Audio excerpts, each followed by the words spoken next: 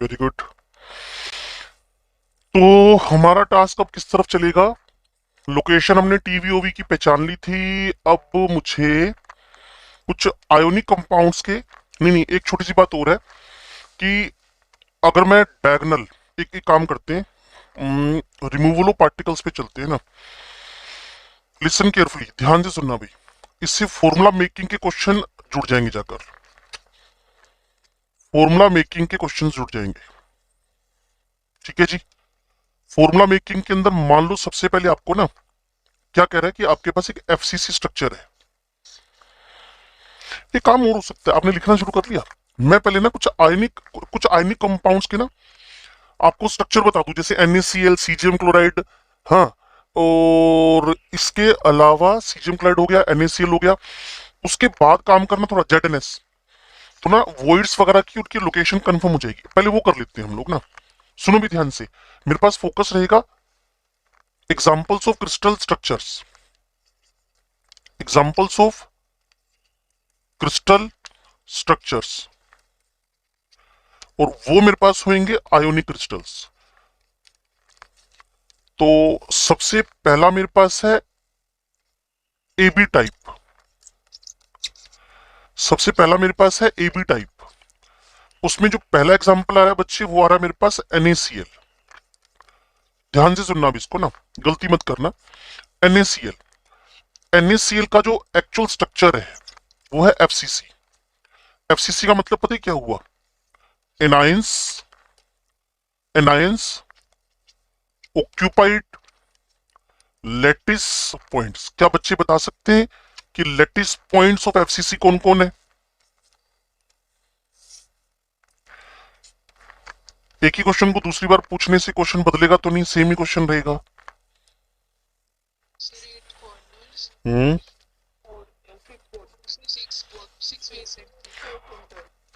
Body centre 6 कहां से लाओगे भाई? एक ही होता है बॉडी का सेंटर। 8 corner 6 face centre. तो जितने भी क्लोराइड थे सारे के सारे 8 कॉर्नर 6 फेस सेंटर, कॉन्ट्रीब्यूशन निकाल लें, इंटू 1/8 इंटू 1/2। इतना तो बच्चों को पता है। तो एक क्लोराइड यहां बन जाएगा, ठीक है जी, और 3 क्लोराइड यहां बन जाएंगे। टोटल आपके पास 4 क्लोराइड टोटल लेटिस पॉइंट्स में। अब मैं इसका बी पार्ट पढ़ता हूं जी, NaCl का। ध्यान से सुनना भाई, मुझे समझना और सीखना क्या है। जो मेरे पास Na प्लस है, वो जितनी भी ऑक्टाहेड्रल वॉइड्स हैं, all octahedral voids of FCC, all octahedral voids of FCC, वो किसने ऑक्यूपाई कर रखी हैं? वो किटायन ने ऑक्यूपाई कर रखी हैं। अब वो कौन कौन है? आप स्मार्ट हो, कल ही बताया था, अभी तो मेरे पास पेज पड़े ही है। पीछे को तो पीछे लेके चलता हूं कि आपके पास जो ऑक्टाहेड्रल वॉइड्स हैं वो कहां कहां होती हैं इन एफसीसी ऑक्टाहेड्रल वॉइड की लोकेशन क्या क्या बच्चे? हाँ, एज के सेंटर पे और एक बॉडी के सेंटर पे। तो यहां मेरे पास क्या लिख लू मैं? Edge center. कितने? 12। एक कौन है? Body center. तो 12 का कंट्रीब्यूशन कितना होता है बच्चे? 1/4। तो 3 केटायन हो गए। बॉडी का कंट्रीब्यूशन कितना होता है? 1। तो एक Na यहां निकल आया। तो टोटल Na 4 हो गए। तो अगर आप एग्जैक्टली बात को समझ और सुन पाए तो मुझे NaCl 1 unit cell of NaCl, 1 unit cell of NaCl contains, 1 unit cell of NaCl contains 4 formula, मतलब 4 NaCl। 1 units of NaCl contains 4 formula, 4 formula units of NaCl। ये बात क्या आपके दिमाग में उतरी कि एक NaCl के अंदर 4 NaCl की फॉर्मूले हैं? कहां कहां पे? अगर मैं अकेला आपको, अगर मैं आपको अकेला NaCl दिखा दूं, ऐसे दिखा दूं, तो जो रेड वाले हैं, जो आपको रेड वाले दिख रहे हैं, रेड वाले, वो सारे के सारे कौन है? Chloride chloride chloride chloride. और उसके बाद फिर मैं ये सेंटर, ये वाले सेंटर जो फेस वाले वो भी कौन होंगे? क्लोराइड। और जो अब ये खाली जगह दिख रही है ना, ये वाली खाली जगह दिख रही है, यहाँ कौन होंगे? ये वाले यहाँ कौन होंगे? Na+। क्लियर ना? तो कुल मिलाकर एक डब्बा NaCl का लेके घूम रहे हो आप, तो 1 यूनिट सेल ऑफ NaCl हो गई, 1 यूनिट सेल ऑफ NaCl हो गई। It contains 4 formula units of the NaCl। जैसे ही समझना है, कुल मिला के दिमाग में एंट्री करना चाहिए। अब इसमें से मैं एक बॉडी डायगोनल, एक फेस डायगोनल, क्लियर, और जस्ट अपोजिट फेस सेंटर, उनको रिमूव करूं तो क्या क्या हट सकता है, उस पर काम करना शुरू करूंगा अब मैं। इससे मेरा काम थोड़ा सा और बढ़िया हो जाएगा और क्वेश्चन अच्छे अच्छे सोल्व हो जाएंगे। मैं आगे ले जाऊं पेज को, सुनो बच्चे ध्यान से। If one body diagonal axis is removed from NaCl। अगर एक बॉडी डायगोनल हम NaCl में से रिमूव कर दें, अगर हम एक बॉडी डायगोनल NaCl में से रिमूव कर दें, तो चेक कर लें कौन कौन से A और कौन कौन से B, कौन कौन से Na और कौन कौन से Cl वहां से रिमूव होंगे। थोड़ा सा मेरे को समझना और सीखना है। एग्जैक्ट क्या था? जो Cl था 8 कॉर्नर पे था, 6 फेस सेंटर पे था। Cl के बाद Na+ 12 एज सेंटर पे था और एक बॉडी सेंटर पे था। ये एग्जैक्ट थे, एग्जैक्टली ऑक्यूपाई हो रखे थे। अब कौन कौन रिमूव हुए चेक करें, पीछे लेकर चलूं आपको मैं। ये लो जी, मैंने क्या करना है, ये पूरा सुन पा रही हो? ये पूरा बॉडी डायगोनल प्लेन हटा दिया, पूरा बॉडी डायगोनल प्लेन। अपने कमरे के अकॉर्डिंग भी सोचो, एक कॉर्नर से जस्ट अपोजिट कॉर्नर तक, तो कौन कौन हटा? 2 कॉर्नर, पहले 2 कॉर्नर, पहले शुरुआत 2 कॉर्नर। फिर ये टीवी में से निकलता जा रहा है, टीवी में से, टीवी तो है ही नहीं इसके अंदर, टीवी तो ऑक्यूपाइड है ही नहीं NaCl के अंदर, टीवी तो NaCl में ऑक्यूपाइड ही नहीं ना बच्चे। तो क्या एज सेंटर पे फर्क पड़ा? नहीं। बॉडी सेंटर पे फर्क पड़ा? हाँ। कॉर्नर पे फर्क पड़ा? हाँ, 2 कॉर्नर रिमूव हो गए। क्या फेस सेंटर पे फर्क पड़ा? नहीं। अब रिमेनिंग क्या है?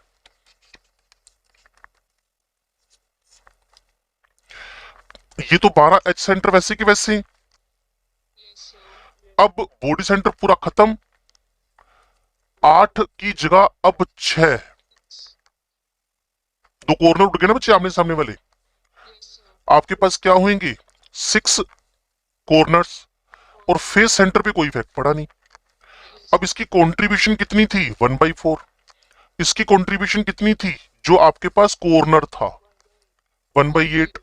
तो ये 3 बच गए, ये आपके पास 3/4 बच गए। सो नया फॉर्मूला Na3Cl 3/4। इसी को लिखने के लिए मल्टीप्लाई विद 4 कर दो, Na12Cl। सुन पा रहे हो बच्चे क्या कह रहा हूं? ये दो, ये आपके पास Na क्या है? 3 है। Cl का आपके पास क्या है? 3/4 है। तो इस पूरे फेस सेंटर्ड अभी बचे हुए हैं ना? हाँ, ये मैंने गलती कर दी। हाँ, 15 ठीक है, मेरी गलती होगी। ये मिस्टेक कर दी मैंने। हाँ जी, ये रिमूव तो हुए नहीं, सो रिमेनिंग मेरे पास कितने थे बच्चे? ये 6 है, मैंने गलती कर दी। क्लियर, ये 3 बच गए। ठीक है जी। तो Na मेरे पास 3 है, Cl मेरे पास 3.75 है, 15/4 हो गया ना। अब फ्रैक्शनल तो फॉर्मूला होता नहीं, किसी सुटेबल इंटीजर से मल्टीप्लाई करके हम फाइनल आंसर निकाल लेंगे। इसको ऐसे भी लिख सकते हो, Na3Cl 15/4 मल्टीप्लाई किससे कर दो 4 से, ये 12 हो गया, CL 15 हो गया। अब इसका एक जनरल फॉर्मूला बन जाएगा, कौन सा वाला 4 5 का। हाँ जी बोलो।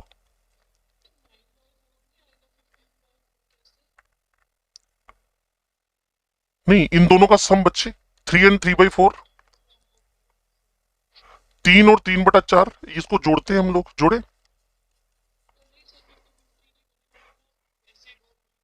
नहीं, टोटल क्लोराइड बच्चे 3 और 3/4 है ना, 3 + 3 3/4। ये मैंने अभी क्या हटाया था, one body diagonal, one body diagonal axis, अगर आपने फोटो देखी हो तो। अब मैं पता है क्या करूंगा, ध्यान से सुनना। आपको ये सच में समझ में आ गया क्या हुआ ये? अब मैं इसमें पता है क्या करने जा रहा हूं, वन बॉडी डायगोनल प्लेन। वैसे एक पीछे एक समरी और लिखनी थी मेरे को इसके अंदर, कि एक बॉडी डायगोनल एक्सिस पे कौन कौन होता है। कॉर्नर, कॉर्नर, टीवी, टीवी, ओवी। NaCl में टीवी थी नहीं, इसलिए हमें फर्क पड़ा नहीं। ओवी था तो हमें फर्क पड़ा। एक बॉडी डायगोनल एक्सिस में हमें दो कॉर्नर, दो टीवी, एक ओवी मिलता है। अगर इतनी बात समझ में आती हो तो आगे बढ़ सकते हैं, नहीं तो वहीं टिके रहेंगे, वापस समझाएंगे। अब one body diagonal plane remove करना है, तो क्या करना पड़ेगा जी? अगर आप थोड़ा सा, और वो भी किससे, फ्रॉम NaCl, फ्रॉम NaCl।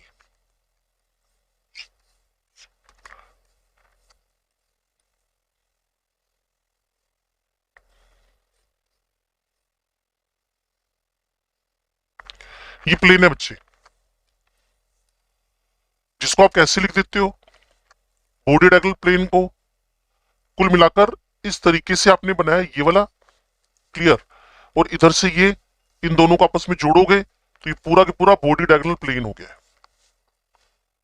तो आप बता सकते हो बॉडी डायगोनल प्लेन पे कौन कौन हटा, अगर NaCl में से हटा रहे हो। कॉर्नर, कॉर्नर, हाँ बिल्कुल है, कॉर्नर, कॉर्नर। और यहां आपके पास कौन है, ये वाला एज सेंटर, ये भी कौन है, एज सेंटर, लो जी। और हाँ, परफेक्ट परफेक्ट परफेक्ट। ये जब आपके पास इस एक्सिस से निकलेगा ना, ये पूरा, तो इस फेस के सेंटर को साथ में लेकर जाएगा, इस पूरे फेस के सेंटर को। अच्छा जी, इसके अलावा कौन कौन है, अब थोड़ा सा अंदर झांक लेते हैं। बॉडी सेंटर अगर होएगा तो और क्या क्या हो सकता है, बता सकते हैं? टीवी भूल रहे हो तुम लोग, क्लियर। पीछे लेकर चलूं तो हो सकता है समझ में आ जाए। बच्चे जब भी पूरे के पूरे, जब भी पूरे के पूरे इस एक्सिस को इस एक्सिस से मिलाओगे, इस एज को इस एज से मिलाओगे, फिर सुन लो तीसरी चौथी बार, ये एज जब मिलेंगे, और जब ये पूरा के पूरा यहां से रिमूव होएगा, तो सोचो ना कि एक यहाँ का टीवी, एक इसके पड़ोस का टीवी, एक यहाँ का टीवी, एक इसके पड़ोस का टीवी, चार छोटे बॉक्स के टीवी बाहर हो जाएंगे। तो अगर आप एग्जैक्टली समझो तो ठीक है, नहीं तो मैं वापस सारा डायग्राम बना सकता हूं, क्योंकि जो सीख रहे हैं वो तो परफेक्ट कर लें। टीवी, टीवी, टीवी, टीवी, वो तो ठीक है, NaCl में टीवी था नहीं, लेकिन मैं ये कह रहा हूं कि एक पूरे बॉडी डायगोनल प्लेन पे कौन कौन से लेटिस पॉइंट और कौन कौन से वॉइड्स आते हैं। चार कॉर्नर, दो एज, दो फेस, चार टीवी, एक बॉडी सेंटर।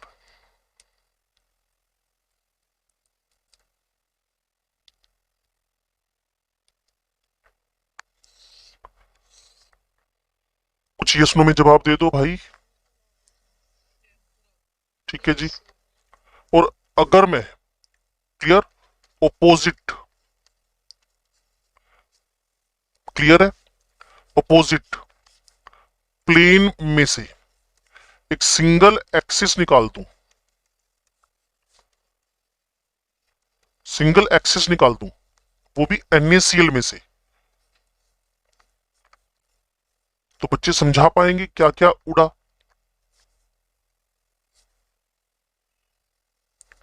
समझ गए? ओपोजिट प्लेन ये वाले, अपोजिट फेस बच्चे, दो फेस सेंटर बाहर हो गए। ठीक है जी, ये रिमूव हो गए। उसके बाद जो भी ज्योमेट्री सोचनी हो उसके अकॉर्डिंगली हम सोचते रहेंगे, जैसा क्वेश्चन वैसी डीलिंग हो जाएगी। हाँ जी, ऑक्टेड्रल निकल तो गई बच्चे, दो एज निकल गए ना। हाँ जी, हाँ जी, अगर वो ऑक्यूपाइड है और NaCl में edge center body center occupied है, टीवी निकला लेकिन वो टीवी ऑक्यूपाइड नहीं था, लेकिन जब हम जेडएनएस पे आ जाएंगे, लेकिन जब हम जेडएनएस पे आ जाएंगे तो मैटर करेगा, क्योंकि जेडएनएस में हम टीवी ऑक्यूपाई करवाते हैं। अच्छा, एक होता है आपके पास alternate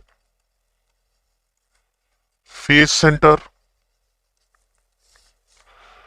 alternate face centre, alternate face centre बताओ भाई।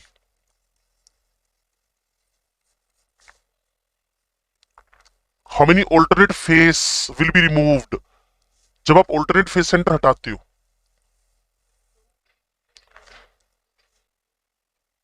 एक बच्चे का आंसर है 3, पहला ये मान लो। ठीक है, तो इसके पैरेलल में ये दूसरा है, ये वाला, ये जो ऑल्टरनेट में, तो ये तीसरा, तो ये हटेगा, और फिर चौथा वाला ये हो जाएगा, ये वाला ना, ये हटेगा नहीं। अब ऑल्टरनेट में यूं करते हैं, इसको ले लेते हैं, तो इसका हटेगा, इसका नहीं हटेगा, इसका हटेगा सामने वाले का, और इसके पैरेलल में अगर मैं ऐसे घूम रहा हूं, और इसमें मैं घूम रहा था कुछ इस तरीके से, तो ऑल्टरनेट तो आपके पास दो ही होंगे ना, है ना। ऑल्टरनेट फेस सेंटर मेरे पास जो रिमूवल में जाएंगे वो सिर्फ दो ही जाएंगे। क्लियर? हाँ हाँ, ना ना, वो ठीक था आपकी, जो आपने आंसर दिया ना, ये मेरे पास यूजुअली मिलता है मेरे को, तो आप गलत कुछ नहीं कर रहे थे, आप जो यूजुअली आंसर आता है वही बोल रहे थे। तो ऑल्टरनेट फेस सेंटर का रिमूवल एक्चुअल में दो ही हो पाएंगे, तीन नहीं हो पाएंगे ना। चलो जी, one body diagonal removal, opposite plane removal, clear. इसके अलावा बॉडी डायगोनल पूरा के पूरा एक्सिस वाला रिमूवल, तो NaCl हो ZnS हो तो कौन कौन से पॉइंट्स हट सकते हैं, उस पर हमने ये फॉर्मूले बना रखे हैं। किसी को इसमें कोई कंफ्यूजन हो तो मेरे से बात करो, ये बहुत अच्छा टॉपिक था, इससे फॉर्मूला मेकिंग आसान हो जाएगी। अब मैं ZnS पढ़ा देता हूँ आपको, बोलो बेटा।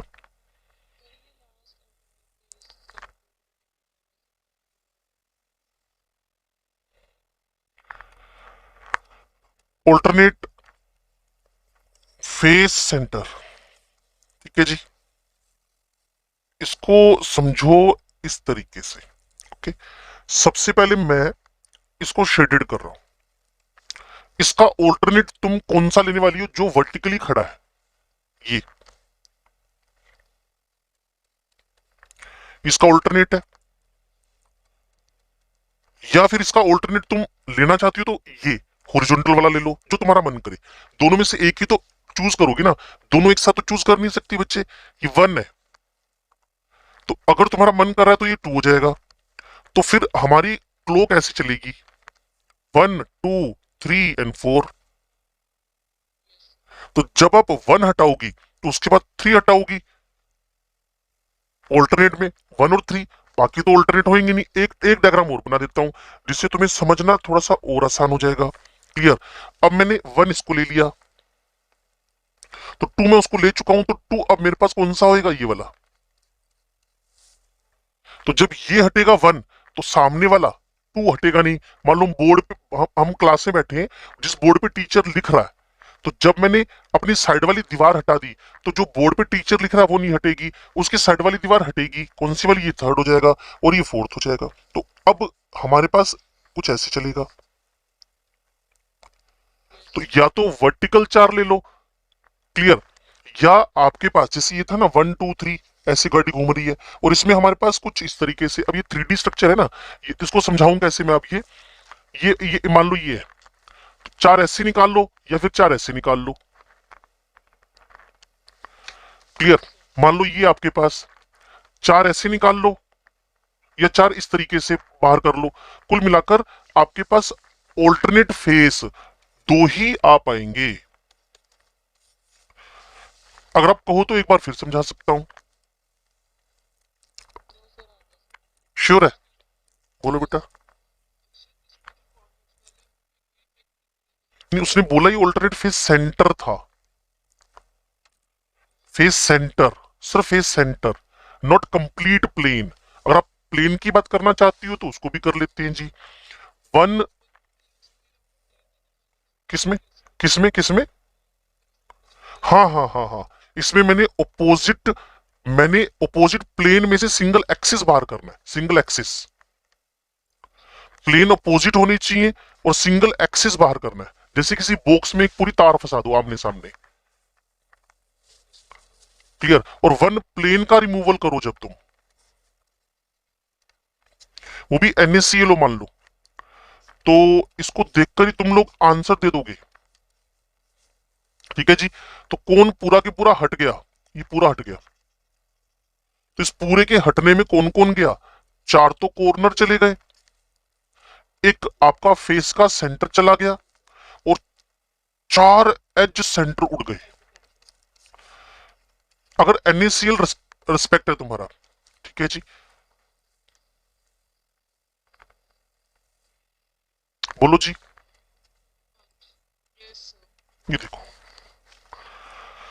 तो ऐसे ढेरों प्रैक्टिस कर सकते हैं। मैं मैक्स पॉसिबल जो क्वेश्चन हो सकते हैं किसी भी बुक के अंदर, वो सारी पॉसिबिलिटी यहाँ आपके सामने रख रहा हूँ। ढेरों क्वेश्चन बन सकते हैं ऐसे ना, लेकिन मैक्स पॉसिबल आ चुके हैं आपके पास। अब मैं आपको जेडनेस एक्सप्लेन कर रहा हूँ बच्चे। जेडनेस, ये भी AB टाइप का क्रिस्टल लैटिस है। इसकी खासियत देखोगे जब, तो इसका जो सल्फाइड है वो FCC के लैटिस पॉइंट्स पे है। वो FCC के लैटिस पॉइंट्स पे है। जब FCC के लैटिस पॉइंट्स हैं, तो अभी बच्चे ने मेरे को जवाब दिया ही था, 8 corner, 6 face center, contribution contribution is equal to 1 is equal to 3। मेरे पास 4 सल्फाइड है।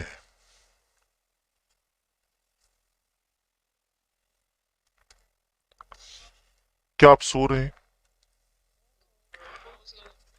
क्लियर है? अब दूसरी बात पता है क्या होती है बच्चे? जिंक को कहां रखें? वैसे केटाइंस के लिए जनरल अरेंजमेंट होती है कि उनको आप खाली जगहों पे, वॉइड्स पे रखो।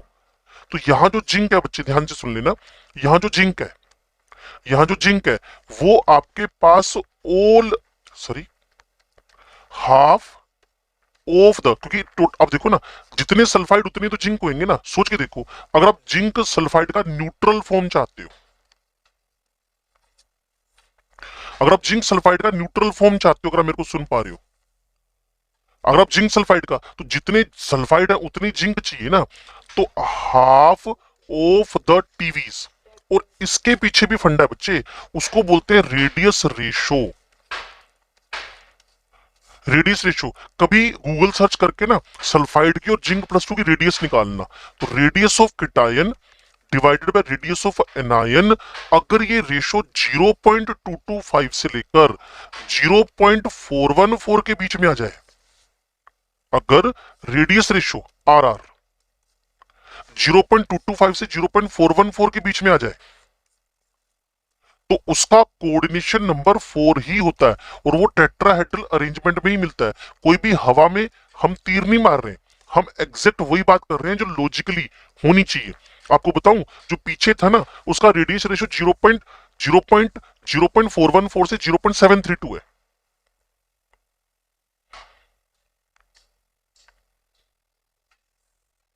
तो अभी जो मैं कह रहा हूं, पहला था NaCl, दूसरा मेरे पास कौन है?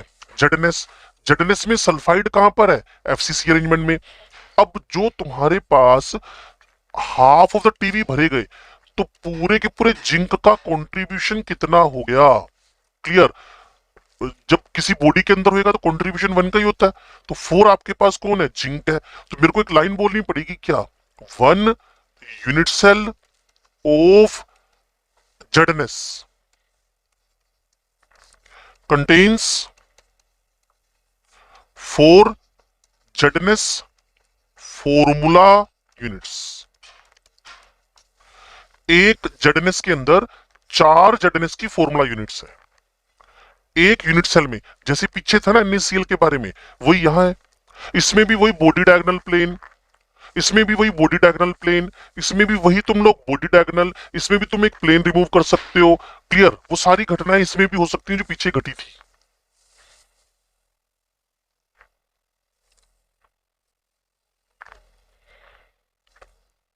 नेक्स्ट आपके पास एबी टाइप में तीसरा आ रहा है, दुनिया का सबसे आसान, सीजियम क्लोराइड। ये भी एबी टाइप का ही है। इसका जो रेडियस रेशियो है ना बच्चे, आर आर, एक सेकंड रुको, सिर्फ एक सेकंड मेरे को दे दो, एक सेकंड सिर्फ। आर प्लस आर माइनस, वो आपके पास ग्रेटर देन 0.732 है। इवन मेरे को तो इसकी वैल्यू भी याद है, ये जो वैल्यू आपके पास आती है 0.9 आती है। ये ऊपर सीजियम नीचे क्लोराइड, तो इसका जो कोऑर्डिनेशन नंबर निकलेगा ना, वो निकलेगा 8। दैट्स वाई तुम्हारे पास जितने भी क्लोराइड है वो सारे के सारे सिंपल स्ट्रक्चर के कॉर्नर्स पे हैं। 8 इंटू 1/8 इज इक्वल टू 1। और जो सीजीएम है उसका कोऑर्डिनेशन नंबर 8 चाहिए, that should be in the center, ये बॉडी के सेंटर में। तो आपके पास 1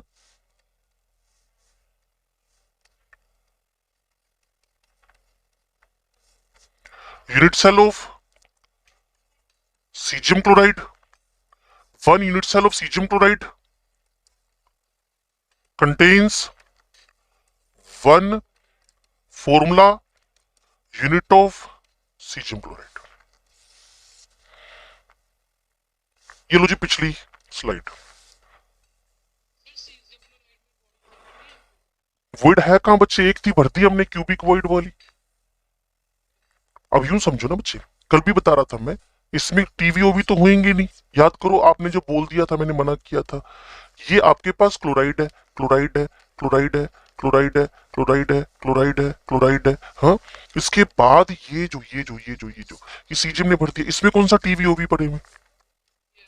इसके अंदर क्यूबिक वॉइड थी, हमने भर दी है। हम्म। हाँ हाँ हाँ, सिंपल में तो होंगी ना बच्चे। सिंपल में एक ही वर्ड होगी क्यूबिक, वो क्यूबिक वर्ड किसने ऑक्यूपाई कर दी है? सीजीएम ने।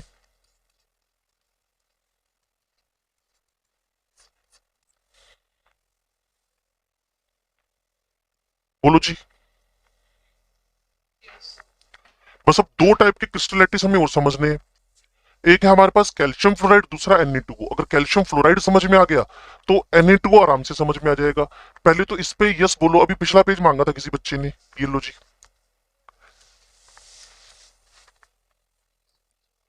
ये लो जी।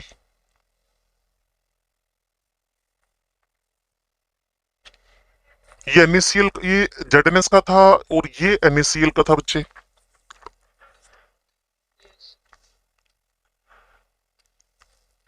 ये 3rd पेज हो गया, ये 4th पेज आ गया, ये हमारा सीजियम क्लोराइड 5वां पेज चल रहा था बच्चे। अब हम AB2 टाइप के 2 एग्जांपल करने वाले हैं। बस इसके बाद हमारे आयनिक सॉलिड्स के स्ट्रक्चर्स खत्म। रेडियस रेशियो पे एक रिवीजन कर लेंगे, फिर हम सीधे डिफेक्ट्स पे मूव कर सकते हैं। ठीक है जी। तो AB2 के अंदर पहला मॉलिक्यूल मेरे पास है CF2, क्लियर। और दूसरा मॉलिक्यूल है मेरे पास Na2O। मेरे से पूछेगा सर आयंस का रेशो क्या है, तो बच्चे समझदार है, आयंस रेशो क्या करेंगे? जो दिख रहा है वही तो बोलेंगे, 1:2। और इसमें आयंस का रेशो क्या है? 2:1। आयंस कितने बच्चे? 1 कैल्शियम, 2 फ्लोराइड, और इसमें 2 सोडियम, 1 ऑक्साइड। आयंस का रेशो हुआ। कोई कंफ्यूजन हो जल्दी से बोल दो। पक्का? नाउ अब ध्यान से सुनो जो बात बोलने वाला हूं, that is very very very very important. Calcium fluoride को आप अंडरलाइन कर लेना। इसमें पहला गेम हुआ है जहां पे जितने भी तुम्हारे पास किटाइन थे, जो किटाइंस थे, सुन पा रहे हो, पहले किटाइन कहां होते हैं, खाली जगहों पे। इस बार जो किटाइन है ना बच्चे, वो एफसीसी अरेंजमेंट में है। वैसे किटाइंस कहां होते हैं, वॉइड्स में। किटाइंस का क्योंकि उनका साइज छोटा होता है ना बच्चे, उनके लिए सुटेबल प्लेस खाली जगह ही है, वॉइड्स ही है। तो CF2 के अंदर, सुन पा रहे हो, CF2 के अंदर किटाइंस एफसीसी अरेंजमेंट, और वो क्या होती है सारे बच्चों को अब याद हो गया होगा, 8 कॉर्नर 6 फेस सेंटर। तो आपके पास एग्जैक्टली कैल्शियम कितने निकल कर आएंगे, ध्यान से सुन लो, एग्जैक्टली कैल्शियम कितने निकल कर आएंगे, 4। और जो तुम्हारे पास फ्लोराइड है, अब मेरे को एक छोटी सी बात बताना, एक कैल्शियम को कितने फ्लोराइड नीडेड है। आपको एक साउंड आ रही होगी ना, मैं एक बार डोर, आपको साउंड आ रही है पीछे से कोई, एक एक सेकंड रुकना, मैं बंद कर दूं, दरवाजा बंद कर दूं, मैं एक सेकंड रुकना।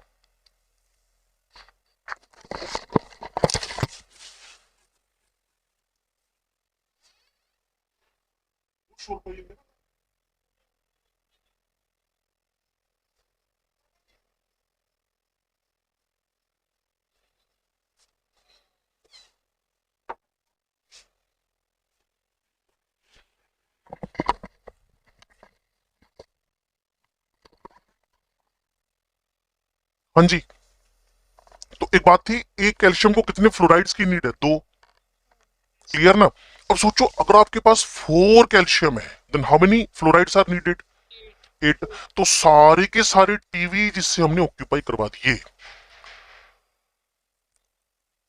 सुन पा रहे हो, 4 कैल्शियम तो आपने निकाल ही लिए। और इसे हाईलाइट क्यों किया, क्योंकि जनरल से थोड़ा सा अलग है।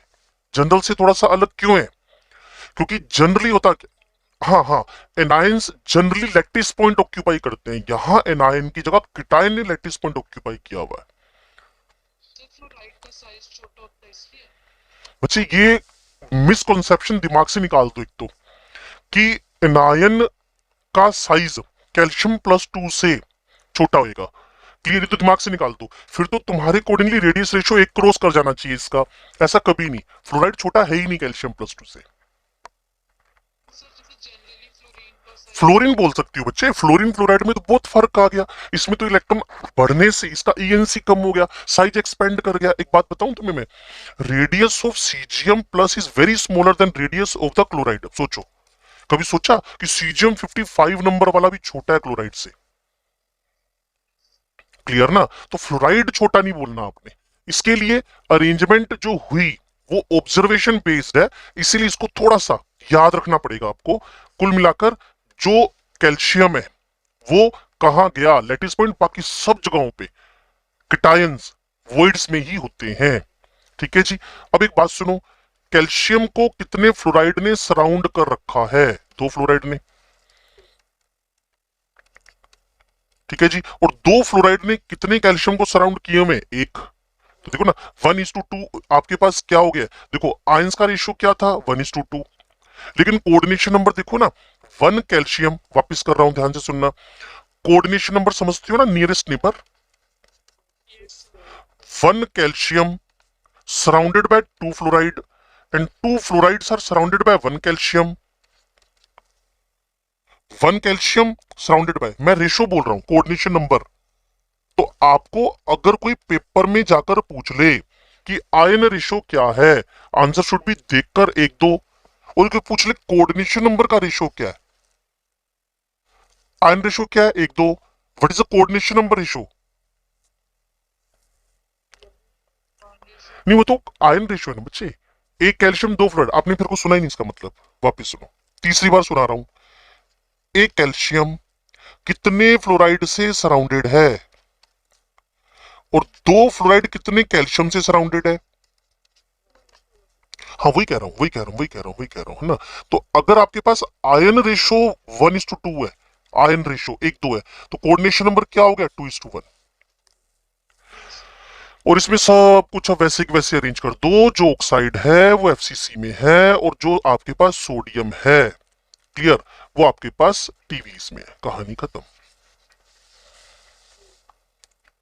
तो CF2 का एंटी आपने क्या बना दिया, Na2O। तो इसीलिए इसको कई बार हम बोल देते हैं anti fluoride structure, anti fluoride structure. Anti fluoride structure का मतलब अगर समझ पाए तो बहुत अच्छी बात होगी। अब मैं 1 मिनट लगाऊंगा और आपका इसमें 100% कॉन्सेंट्रेशन की नीड है। मैं कुछ आयनिक क्रिस्टल्स के एग्जांपल दे रहा हूं।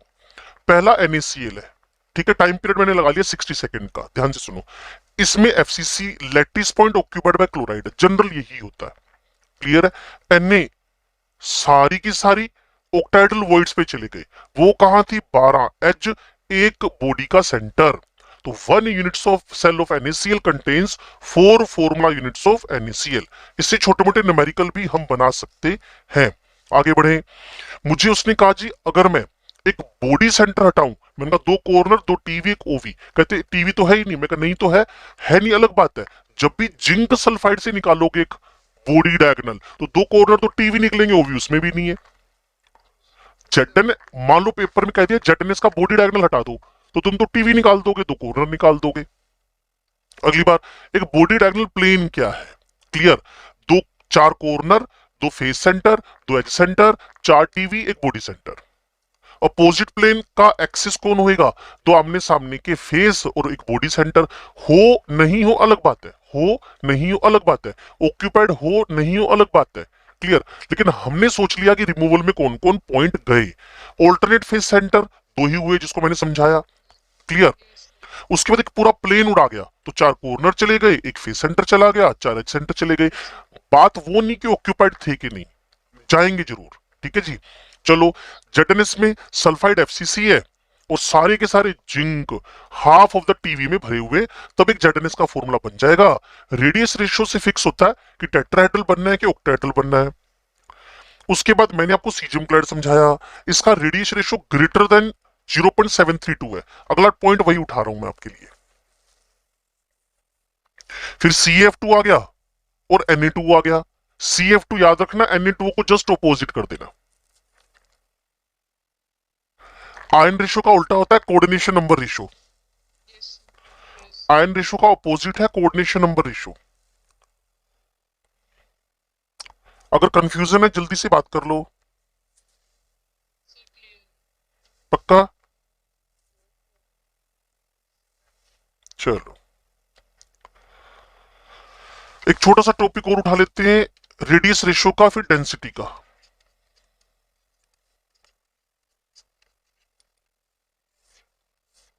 ठीक है जी। रेडियस रेशो है क्या जी, radius of cation divided by radius of anion. ठीक है जी। रेडियस रेशो को देखकर आप पता लगा सकते हो कि किस टाइप का क्रिस्टल लैटिस होना चाहिए, अभी बता रहा था मैं आपको। तो radius of cation divided by radius of anion, यहाँ होगा कोऑर्डिनेशन नंबर। और यहाँ कोई एग्जांपल देना वो दे सकते हैं, अभी पीछे पढ़ी थी हमने, सुन पा रहे हो भाई। अगर ये लेस देन 0.155 आ गया तो कोऑर्डिनेशन नंबर होता है 2। और ऐसा शेप स्ट्रक्चर जो बनता है ना, 2 कोऑर्डिनेशन नंबर में तो सीखा ही था आपने। मुझे लगता है सो गए आप लोग। 2 कोऑर्डिनेशन नंबर में सीखा था ना, लाइन बनती है, सिर्फ एक एज बनता है, ठीक है ना। तो एग्जाम्पल में AgCN होल ट्वाइस लिख सकते हो।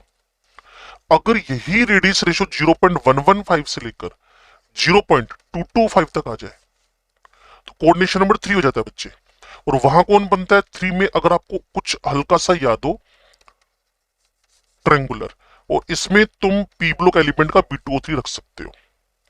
फिर होता है 0.225 से लेकर 0.414, अभी थोड़ी देर पहले कर कर आए हैं, क्लियर। जेडनेस एग्जांपल था उसका, टेट्राहेड्रल। तो अगर अब आपको थोड़ा सा क्लिक करे बात, अगर आपको थोड़ा सा बात क्लिक करे, क्या कि मुझे किसी जेडनेस के बारे में पूछ रखा था, तो मैंने जिंक की रेडियस निकाली, निकाली मतलब कहीं से पता की, सल्फाइड की रेडियस, दोनों का रेशो निकाला। अगर वो इसके बीच बीच में चला गया तो मैं गारंटी लेने को तैयार हो जाऊंगा कि इसके टीवी ऑक्यूपाई होंगे। और अगर किसी का रेडियस रेशो 0.414 से 0.732 के बीच में आ गया तो कोऑर्डिनेशन नंबर 6 है, मैं इस बात की गारंटी लेने के लिए तैयार हो जाऊंगा कि उसका ऑक्टाहेड्रल वॉइड ऑक्यूपाई होएगा। और वो आता है बच्चे radius ratio of the NaCl, मुझे याद है 0.5 आता है। Radius ratio of the NaCl 0.5 आता है। तो उससे मैंने पता लगा लिया कि इसके ओवी ऑक्यूपाइड है। और लास्ट एंड फाइनल, अगर मैं 0.7 से अबो,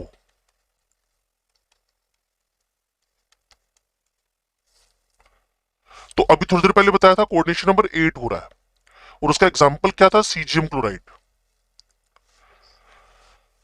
और वो मैंने आपको बताया था एग्जांपल 0.9 है, उसकी वैल्यू 0.732 से ऊपर है। तो थोड़ा सा कनेक्ट कर लो चीजों को, 2 मिनट लगेंगे, वापस कनेक्ट कर लेते हैं। मेरे पास NaCl है, बिल्कुल है।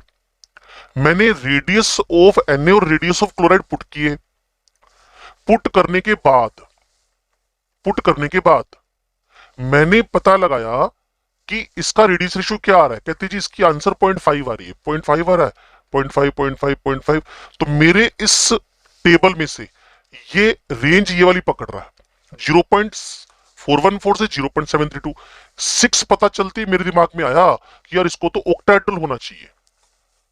देन हमने रीड किया, देन हमने ऑब्जर्व किया, क्लोराइड सारे के सारे FCC पे थे, 8 कॉर्नर 6 फेस सेंटर। और 4 क्लोराइड को बैलेंस करने के लिए 4 ही Na चाहिए थे, तो सारे के सारे OV क्या हो गए, ऑक्यूपाई कर दिए। कुछ कनेक्ट करो चीजों को तो चीजें आसान हो जाएंगी। अब क्या NaCl के बारे में वापस बात करूं?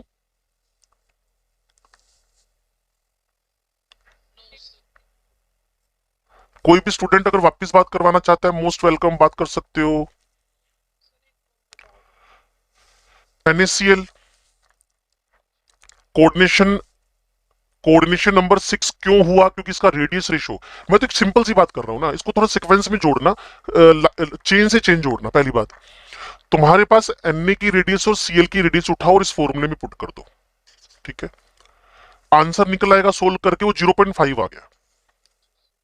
इसको देखकर पता चल गया कि 0.414 से 0.732 के बीच में जो भी निकलेगा उसका कोऑर्डिनेशन नंबर 6 होएगा।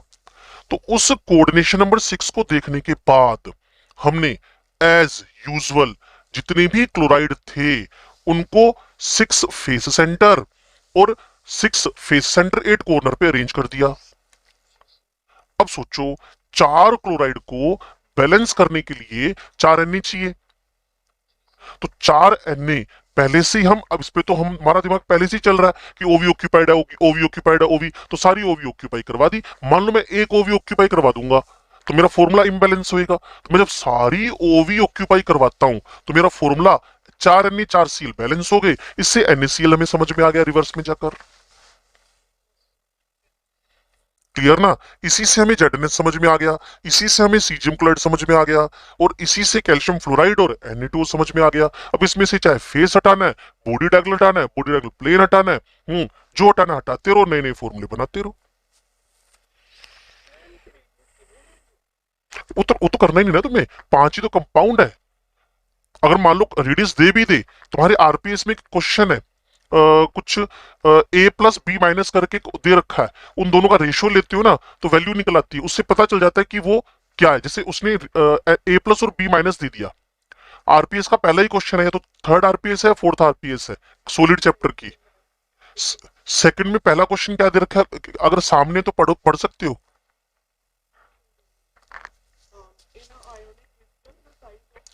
एक सेकंड, एक सेकंड, एक सेकंड, एक सेकंड, एक सेकंड, एक सेकंड, एक सेकंड, हाँ अब बोलना।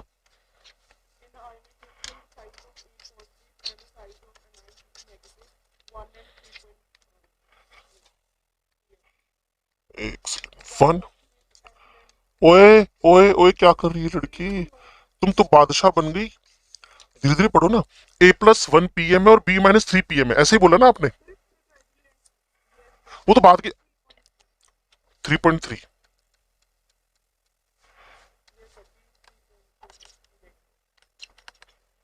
पक्का यही है?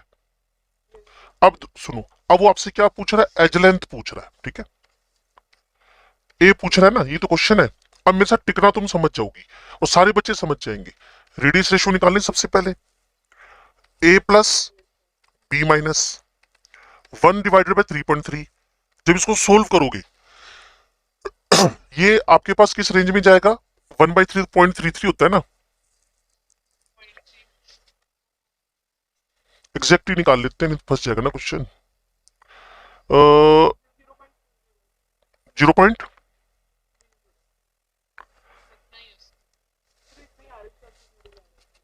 चलो, तो इसकी रेंज क्या होगी बच्चे? 0.2252 0.414। तो पक्का ये लाइक जडनेस है। अब हम जडनेस में जब जाएंगे, मेरी बात सुनना ध्यान से। अब जब हम जडनेस में जाएंगे पीछे, क्लियर, जडनेस जडनेस ये रहा, तो जडनेस में तुमने कॉर्नर ऑक्यूपाई करवा रखे हैं, कॉर्नर ऑक्यूपाई करवा रखे हैं, फेस सेंटर ऑक्यूपाई करवा रखे हैं, और कॉर्नर पे कौन था? सल्फाइड। कॉर्नर पे कौन है? सल्फाइड। फेस के सेंटर में भी सल्फाइड। ये तो फंस गए हम लोग, इनका कोई टेंशन नहीं है। अब हमें देखना है कि इसका टीवी भी ऑक्यूपाइड है, जडनेस का। आपको समझना है, इसका टीवी भी ऑक्यूपाइड है, और वहां कौन है? सल्फाइड, सॉरी, जिंक है।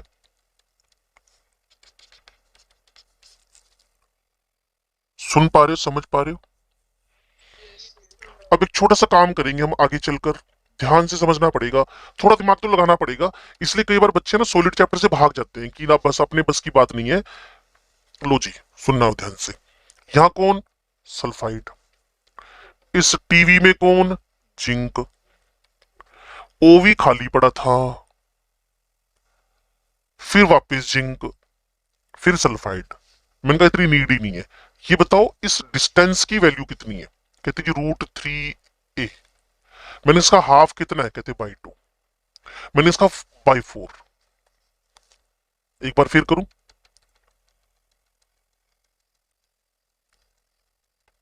ये कौन है जी? पूरा के पूरा बॉडी डायगोनल। ये कौन है? कॉर्नर। कॉर्नर पे कौन है? सल्फाइड। और इस यहां टीवी, एक टीवी, वहां कौन पड़ा था? जिंक। यहां पैकिंग डिस्टर्ब होगी हमारी, ये तो खाली था ना बॉडी सेंटर। जेडनेस में बॉडी सेंटर तो खाली था ना। जो कह रहा हूं उसको ध्यान से सुनना। ये वाली डिस्टेंस कितनी हो जाएगी? इतनी इतनी, ये वाली √3a/2। और ये डिस्टेंस कितनी हो जाएगी? √3a/4। और इसमें एक कटायन है, एक एनायन है। यहां एक कटायन की रेडियस है, एनायन की रेडियस है। फिर लिखो, ये कौन है? Body diagonal. यहाँ कौन है? कॉर्नर। यहाँ कौन है? कॉर्नर। यहाँ कौन है? Body centre. यहाँ कौन है? टीवी। यहाँ कौन है? टीवी। ये ऑक्यूपाइड है, और ये भी ऑक्यूपाइड है। कौन है ये? कॉर्नर। किसने ऑक्यूपाई किया? सल्फाइड ने। और ये वाली डिस्टेंस कितनी है? √3a। ये कितनी है? √3a/2। और ये कितनी है? √3a/4। और इसमें कौन कौन आ रहा है? Radius of cation and radius of anion. तो ये दोनों वैल्यू तुम्हें पता है, एक है 1 पिकोमीटर, एक है 3.3 पिकोमीटर। दोनों को ऐड करके 4 से मल्टीप्लाई करके √3 का डिवाइड करना है, ए निकल आएगा। लंबा सब्जेक्टिव क्वेश्चन था ये, जिसको ऑब्जेक्टिव बना के दिया हुआ है, कोई छोटा क्वेश्चन थोड़ी है ये। कुछ समझे रेडियस रेशियो की इंपॉर्टेंस क्या हुई?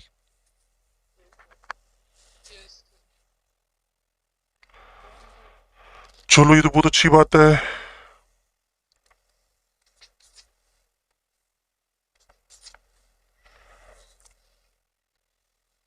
आपने वैसे डिफेक्ट्स पढ़े हुए अपनी 12वीं क्लास में?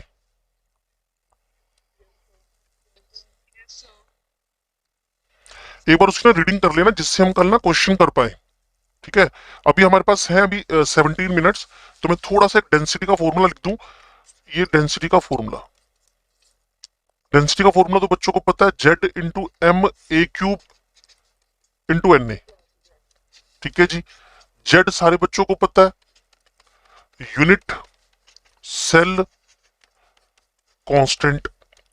एम मोलिकुलर वेट या atomic weight. A edge length. N Avogadro number.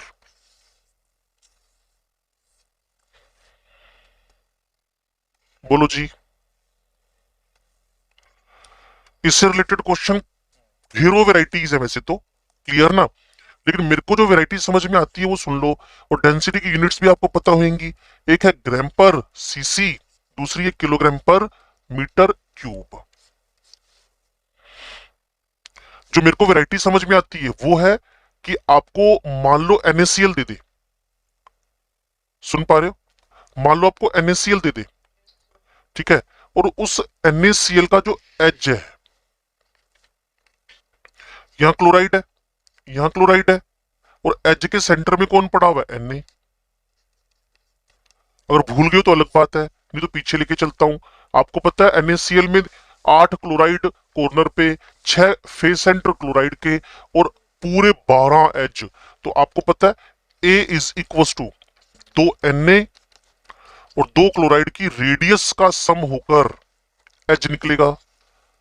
तो पेपर में कई बार जानबूझ के आपसे पंगे लेगा वो बोलेगा NaCl का डेंसिटी कैलकुलेट करो, और कटायन और एनायन की रेडियस ही है। आप कंफ्यूज करना क्या है। Z4 है, NaCl का M 58.5 है, एवोगेड्रो में कोई चेंज हो नहीं सकता। एक ही चीज है जिसपे तुम्हारा फोकस जाना चाहिए। अगर आप समझे तो अच्छी बात है, नहीं तो पीछे लेकर चलूं इसको या वापस लिखूं।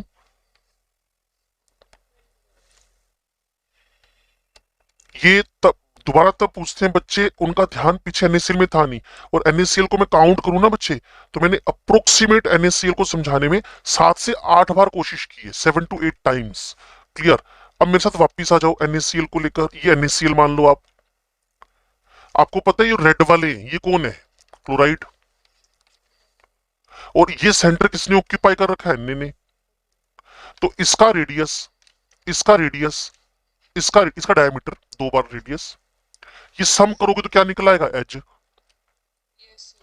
बच्चे मेरे को कहते हैं सर ये FCC है, एक काम करो। मैंने कहा क्या, कहते √2a ले लो। मैंने कहा ले लेते हैं, थोड़ा सा कंसर्न चाहिए आपका। यहाँ क्लोराइड है, यहाँ भी तो क्लोराइड है, यहाँ भी तो क्लोराइड है, क्या ये एक दूसरे को टच कर रहे होंगे। अच्छा मुझे इतना बताओ, NaCl में कॉर्नर किसने ऑक्यूपाई किया, NaCl में, और फेस सेंटर किसने ऑक्यूपाई किया, वो भी क्लोराइड ने। तो आप √2a is equal to 4r तो रख ही नहीं सकते ना बच्चे।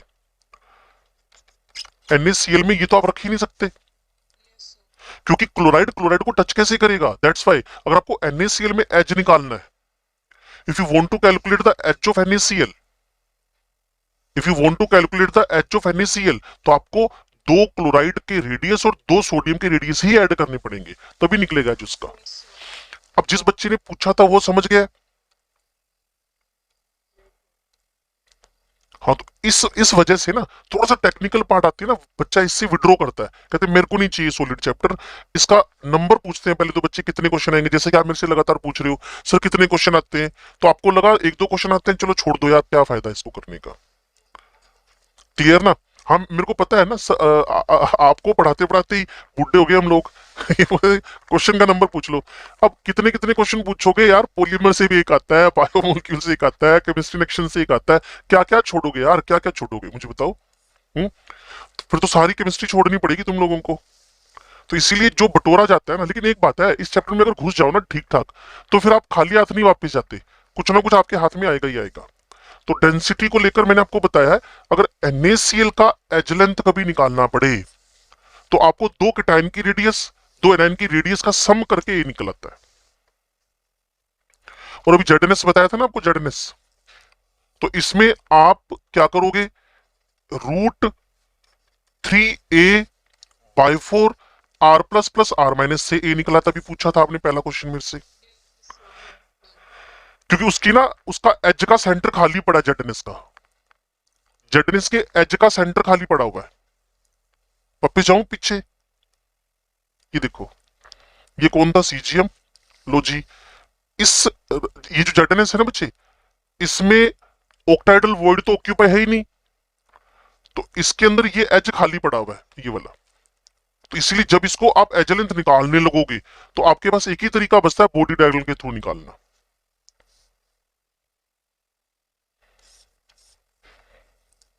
किसी भी चीज को छोड़ना आसान है, समझ के रखना ही सबसे इंपॉर्टेंट है। सुनो भाई, अब मैं इफेक्ट ऑफ प्रेशर और टेम्परेचर बता दूं, जिसको तुम ही बोल दोगे, effect of pressure and temperature on the coordination number,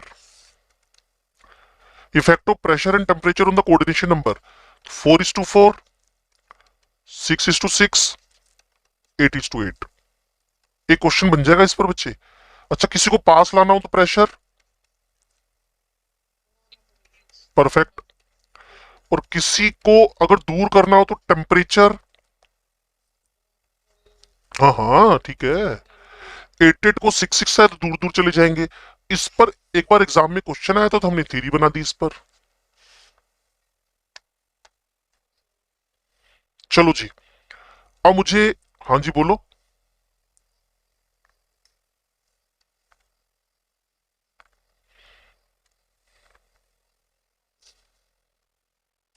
six number, 7 number, 8 number, 9 number, 10 number,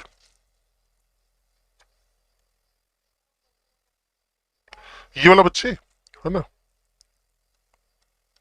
इस 8 नंबर थी।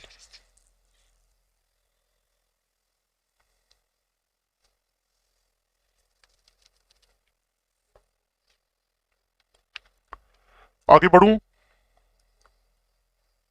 चलो अब हम काम स्टार्ट कर रहे हैं बच्चे इम्परफेक्शंस पे। अब हम काम कर रहे हैं इम्परफेक्शंस पे। थोड़ा सा इसको आप भी रीड करना, टेक्निकल पार्ट होएगा तो 10 एक मिनट का लगा लेंगे या 15 मिनट लगा लेंगे ज्यादा से ज्यादा। क्लियर? इस बार आपको डाउट्स का 0 टाइम मिला है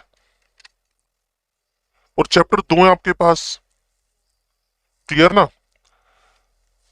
हमें यार उसमें है नहीं, लिखी हुई है नहीं, तो मैं इसलिए वरीड था थोड़ा सा। इसमें मेंशन है नहीं कहीं भी ना। तुम तो खुश होगे मुझे लगता है, तुम मतलब सारे लोग इंडिविजुअल नहीं। हाँ है नहीं इसमें ना। चलो जी, इम्परफेक्शन इन सॉलिड्स की बात करना शुरू कर रहा हूं। 1-2 मिनट मैंने ना कैमरा बंद किया हुआ, ठीक है। इम्परफेक्शन इन सॉलिड्स शुरू करूं। पहली बात, जब भी कभी 0 केल्विन टेम्परेचर होएगा, 0 केल्विन, जब भी कभी 0 केल्विन टेम्परेचर होएगा, इसका मतलब जितने भी सॉलिड्स दुनिया में हैं वो सारे के सारे आइडियल है।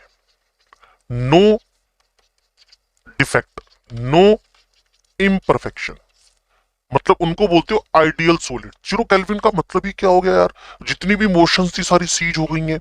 क्लियर? कोई मोशन नहीं उसके अंदर, कोई मूवमेंट नहीं उसके अंदर, सब कुछ जीरो हो गया है। तो मुझे बोलने की इसको नीड नहीं है, सिंपली बस इतना समझ लो 0 केल्विन मतलब आइडियल सॉलिड। और जब भी कभी टेम्परेचर बढ़ेगा तो सॉलिड के अंदर क्या आने शुरू हो जाएंगे? इम्परफेक्शंस, मतलब सॉलिड के अंदर डिफेक्ट्स आने शुरू हो जाएंगे। सॉलिड में टेम्परेचर, तो मेरे को किसी ने पूछा sir what is the reason, actual reason behind the imperfection, imperfection आने की सही सही वजह क्या है? तो मुझे सही सही वजह सिर्फ एक नजर आती है, the single most reason behind the imperfection, that is temperature, single most reason. अब इनका मैंने फर्दर क्लासिफिकेशन करना शुरू कर दिया। टेम्परेचर बढ़ने से जो आपके पास इम्परफेक्शन आए, तो सबसे पहले नंबर पे मेरे पास है इलेक्ट्रॉनिक डिफेक्ट। इलेक्ट्रॉनिक डिफेक्ट मतलब इलेक्ट्रॉन्स की वजह से, कोई ज्यादा इंपॉर्टेंट नहीं बच्चे।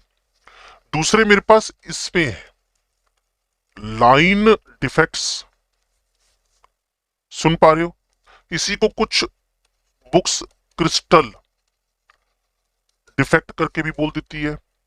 और तीसरा मेरे पास है पॉइंट, जो सबसे ज्यादा इंपॉर्टेंट है, पॉइंट या फिर एटॉमिक डिफेक्ट्स। और ये जो पॉइंट डिफेक्ट्स है ना बच्चे, इसका फर्दर मैं क्लासिफिकेशन करूंगा। उससे पहले छोटी छोटी एक एक लाइन में बात को समझ ले। इलेक्ट्रॉनिक डिफेक्ट पता कैसे होंगे? मान लो टेम्परेचर 0 केल्विन क्रॉस कर गया, ठीक है, तो जो आपके पास इलेक्ट्रॉन्स थे, जो आपके पास इलेक्ट्रॉन्स थे, जो आपके पास इलेक्ट्रॉन्स थे, वो हायर स्ट्रक्चर ऑफ एटम पढ़ा है आपने, हायर एनर्जी स्टेट में ट्रांसफर हो जाएंगे। बस इतनी सी बात है।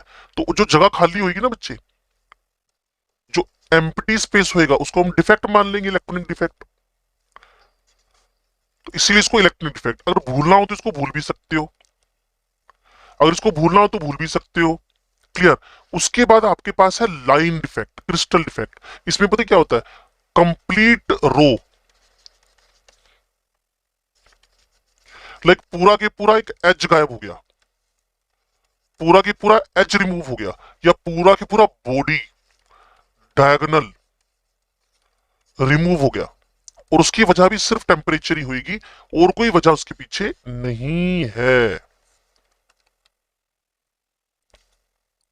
सुन समझ पा रहे हो क्या कह रहा हूं मैं आपसे? और अगर आप चाहो तो इसको भी भूल सकते हो। अब जिसको याद रखना है वो है पॉइंट इफेक्ट्स, जिसको आपने याद रखना है वो है पॉइंट इफेक्ट्स। अभी मेरे पास 5-6 मिनट है, थोड़ा सा तसल्ली से बातों को सुन लो और समझ लो। शुरू करूं भाई मैं? हाँ जी बेटा। बच्चे लाइन डिफेक्ट में पता है क्या होएगा, जैसे एक NaCl का स्ट्रक्चर था ना पीछे, उसमें पूरा एज रिमूव हो गया, पूरा इरेगुलर हो गया, डिविएट कर गया, या पूरा एक बॉडी बॉडी का डायगोनल रिमूव कर गया। NaCl अगर उस एक्सिस पे पड़े होंगे तो कंप्लीट बॉडी का डायगोनल, कंप्लीट एज, क्लियर, वो रिमूव हो जाए, पूरी एंटायर पूरी की पूरी रो गायब हो जाए, तो हम बोल देते हैं वो लाइन, कैसे डिफेक्ट्स हो गए, लाइन डिफेक्ट।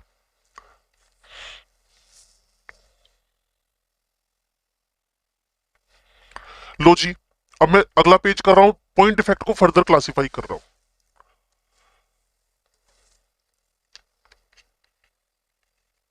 पॉइंट डिफेक्ट्स, थोड़ा सा इसको रीड कर लेना बच्चे। जनरली जब हम ऑफलाइन में भी होते हैं ना तो बच्चों को बोलते हैं, वैसे मेरे को तो टाइम निकल जाता है, लेकिन अब थोड़ा सा टाइट पता नहीं क्यों हुआ। लो जी, पॉइंट डिफेक्ट्स, ध्यान से सुनना। इसको फर्दर क्लासिफाई कर दिया, एटॉमिक डिफेक्ट्स को फर्दर क्लासिफाई कर दिया। एक है जो फॉर्मूला कभी भी चेंज नहीं होने देंगे, stoichiometric, no change in formula, stoichiometric. दूसरे होंगे नॉन स्टोक्योमेट्रिक, इसमें फॉर्मूला बदल जाएगा। इसके एक दो क्वेश्चन बड़े अच्छे बनेंगे।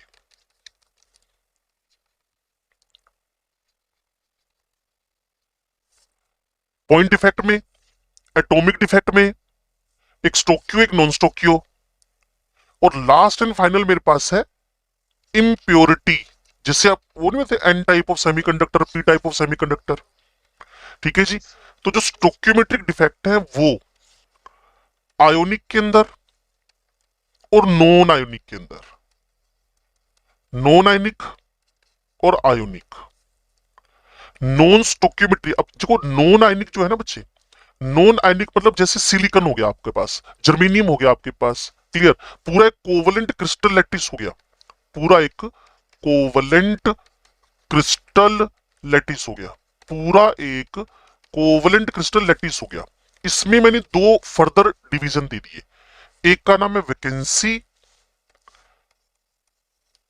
एक का नाम है वैकेंसी, दूसरे का नाम है इंटरस्टिशियल।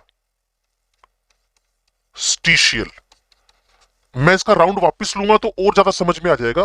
फिलहाल मैं इसी को समझाने जा रहा हूं, आयनिक को बाद में टच करेंगे। तो जब मैं first at all vacancy defect को समझाऊं तो पता है क्या होगा, जैसे एक सिलिकॉन है आपके पास और नॉन आयोनिक क्रिस्टल है। अब समझ गए होगे शायद क्या हुआ है, पूरा के पूरा एक एटम रिमूव हो गया, पूरा सिलिकॉन डिफेक्ट में चला गया, रिमूव हो गया टेम्परेचर बढ़ने से। आप समझते हो इसमें डेंसिटी पे क्या फर्क पड़ेगा, क्या सोचते हो? जगह जगह खाली हो गई तो डेंसिटी क्या हो गई, घट गई। एक बार फिर बात करें, आपसे मैं बात कर रहा हूं पॉइंट इफेक्ट्स के बारे में, आपसे मैं बात कर रहा हूं पॉइंट इफेक्ट्स के बारे में, आपसे मैं डिस्कशन कर रहा हूं पॉइंट इफेक्ट्स के बारे में। इसमें तीन कैटेगरी है, स्टोक्यो, नॉन स्टोक्यो एंड इम्प्योरिटी। स्टोक्यो में नॉन आयनिक में भी होती है और आयनिक में भी होती है। नॉन आयनिक में कौन कोवलेंट क्रिस्टल है मेरे पास, जैसे सिलिकॉन का क्रिस्टल आ गया कोवलेंट क्रिस्टल। इसमें से जो वैकेंसी, नाम से पता चल रहा है, पूरी एक साइट वेकेंट हो गई, पूरी एक साइट वेकेंट हो गई, पूरी एक साइट वेकेंट हो गई। तो डेंसिटी पे क्या हुआ, डेंट लग गया, डेंसिटी क्या चली गई, डाउन चली गई। सुन पा रहे हो क्या कह रहा हूं? और ऐसी आपके पास है इंटरस्टिशियल, इसको तुम देखते ही समझ जाओगे, है तो ये नॉन आयनिक की, है तो ये नॉन आयोनिक की, लेकिन पता है क्या होएगा, इसमें कोई सबस्टांस बाहर से खाली जगह में एंट्री कर जाएगा। जैसे कार्बन एंट्री कर गया, ये आपके पास क्या है, इंप्योरिटी एंट्री कर गई, तो आप समझ रहे हो कि जगह भर गई। बट अबाउट द डेंसिटी, बढ़ेगी कि घटेगी? इंक्रीज। तो बड़ा आसान है और आप तुरंत समझ भी पा रहे हो। और जो आयोनिक है, एक्चुअल गेम यहां से शुरू होता है। वापिस सुन लो, नॉन आयनिक में स्टोक्योमेट्री बदलने का तो चांस ही नहीं है। 50 सिलिकॉन है 48 हो जाएंगे, 48 है 40 हो जाएंगे, 40 है 36 हो जाएंगे, स्टोक्योमेट्री तो वही रहनी है बार बार। लेकिन जो आयनिक है ना बच्चे, जो आयोनिक है, इसके अंदर स्टोक्योमेट्री बदलने के चांस हो सकते हैं, इसलिए हमने नॉन स्टोक्योमेट्री आगे ले लिया। तो मैं स्टोक्योमेट्री में first at all non ionic, उसके अंदर वैकेंसी, इंटरस्टिशियल और आयनिक के अंदर, अगर आप मेरे को सुन और सीख पा रहे हो, याद है जिसको आपने बार बार पढ़ा था, 12वीं क्लास में टीचर ने बोला था इसको तो याद करके जाना, इसको तो याद करके जाना, वो कौन है आपके पास? हाँ जी, Frenkel defects and Schottky defect, this two are very very important, जो आयोनिक सॉलिड्स का कैरेक्टरिस्टिक है। फ्रेंकल डिफेक्ट, शॉर्टकी डिफेक्ट, जो मेरे पास आयोनिक सॉलिड्स का कैरेक्टरिस्टिक है। और एक बात और समझ लो, वैकेंसी शॉर्टकी जैसी है और इंटरस्टिशियल फ्रेंकल जैसी है, लेकिन फर्क क्या पड़ा उसमें, आयनिक न्यूट्रलिटी मेंटेन करना मस्ट है। जो आयनिक है ना बच्चे, इसमें न्यूट्रलिटी मेंटेन करना मस्ट है, जबकि नॉन आयनिक में तो by default he neutrality maintained है। जो नॉन आयनिक है उसमें तो by default he neutrality maintained है। तो मेरा वैसे भी क्लास से 1 मिनट ऊपर निकल गया टाइम, तो एक छोटा सा काम कर लेना बच्चे, इसकी जो आरपीएस है और असाइनमेंट है, एटलीस्ट वो हमें सॉलिड की डन करके रखनी है। आरपीएस असाइनमेंट ऑफ सॉलिड ये डन करके रखनी है। कल 20 मिनट बोलेंगे, उसके बाद फिर आपके डाउट शुरू कर लेंगे। अब इसको मैं यहां एंड कर रहा हूं, क्लियर है? और कल डिफेक्ट्स आगे फर्दर पढ़ा दूंगा मैं आपको।